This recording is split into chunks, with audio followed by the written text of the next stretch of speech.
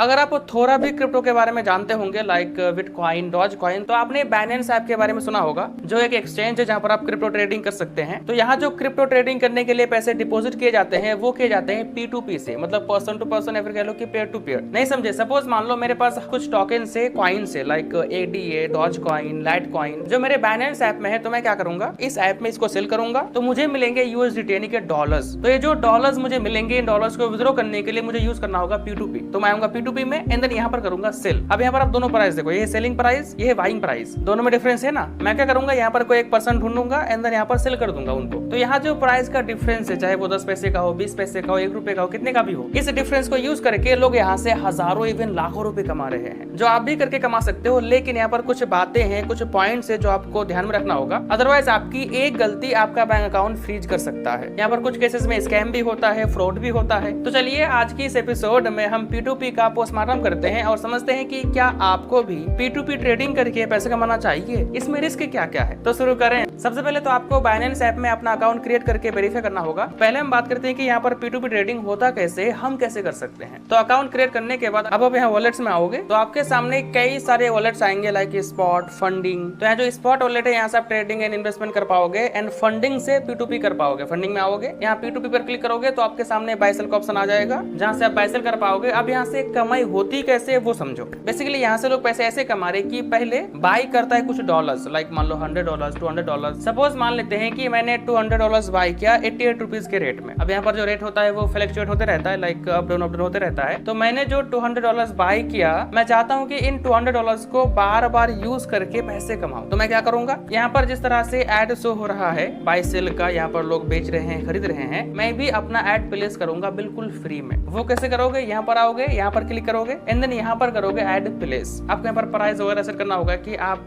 $1 कितने रुपीज में बेचना चाहते हो। मैंने खरीदा 88 रुपीज में, मैं चाहता हूँ कि 90 रुपीज में बेच दूं, मतलब $2 का फायदा $1 में, यानी $200 का 400 रुपीज। तो मैं यहाँ पर सेट करूंगा, यहाँ पर लिमिट लगाऊंगा कि मेरे से जो भी खरीदेगा वो कम से कम और ज्यादा से ज्यादा कितना खरीद सकता है। अब यहाँ पर कुछ लोग 10,000 रुपए देते हैं, 20,000 रुपए देते हैं, लेकिन मैं आपसे बोलना चाहूंगा कि आप एक काम करना, आप कम देना, मतलब 0 से लेके जो भी आपके पास डॉलर्स होंगे, 100 हो, 200 हो, वहां तक दे देना। इससे आपको ये फायदा होगा कि यहाँ पर कम लिमिट में, मतलब $10 का, $20 का, $30 का जल्दी ऐड मिलता नहीं है। तो ऐसे में आप जितने रुपीज में भी बेचोगे, जिसको नीड होगा वो खरीद लेगा। सपोज मान लो किसी को $10 निकालना है और आप $1 में $2 कमा रहे हो, तो उनको ज्यादा कितना रुपए लगा, 20 रुपए। लेकिन वहीं पे अगर बड़ा पार्टी आए, लाइक $1,000 का, $2,000 का, तो उनके लिए एक एक पैसा भी इंपॉर्टेंट है। अगर $1 का भी मार्जिन गया तो $1,000 में 1,000 रुपए। तो ऐसे में वो आपसे डील नहीं करेगा, वो कम से कम ढूंढेगा। सो यहाँ पर कम लिमिट रखना और कम लिमिट में ज्यादा पैसे कमाना, ज्यादा मार्जिन रखना। अब यहाँ पर समझो वो पॉइंट्स जो आपको समझना ही होगा, जो आपको ध्यान में रखना ही होगा। अगर आप ध्यान में नहीं रखोगे तो आपके साथ स्कैम भी हो सकता है, फ्रॉड भी हो सकता है और आपका बैंक अकाउंट फ्रीज भी हो सकता है। कौन कौन से पॉइंट्स? फर्स्ट पॉइंट, जब भी जिस किसी को भी खरीदो बेचो, उसका कंप्लीशन रेट चेक कर लेना और ऑर्डर्स चेक कर लेना। अगर कंप्लीशन रेट 90% से कम है और ऑर्डर्स भी कम है, लाइक